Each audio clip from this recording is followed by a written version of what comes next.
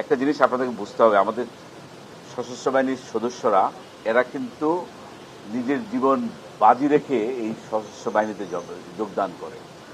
আর এদের যদি জীবন ব্যবস্থাটা দেখেন, ফজরের নামাজ থেকে শুরু করে রাত অবধি আয়দার প্রশিক্ষণ অথবা প্রশাসন অথবা নাইট ডিউটি।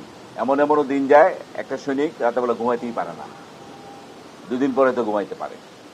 এইরকম ভাবে প্রশিক্ষিত সেনাবাহিনী জনগণের সাথে যে কাজ করছে, এতে তারা আরো বেশি দায়িত্ববোধের পরিচয় দিয়েছে এবং প্রত্যেকটা জেলা প্রশাসক এ ব্যাপারে তাদের অবস্থান থেকে তারা সন্তোষ প্রকাশ করেছে এবং বাহিনী প্রধানদেরকে এবং আমাদের প্রতিরক্ষা মন্ত্রণালয়কে ধন্যবাদ জানিয়েছে যে তারা আমাদের সেনাবাহিনী যেভাবে তাদেরকে সহায়তা দিয়েছে সেটা আসলে যুগান্তকারী এবং তারা আমাদের সশস্ত্র বাহিনীর সার্বিক কাজের উপর প্রচণ্ড সন্তুষ্ট।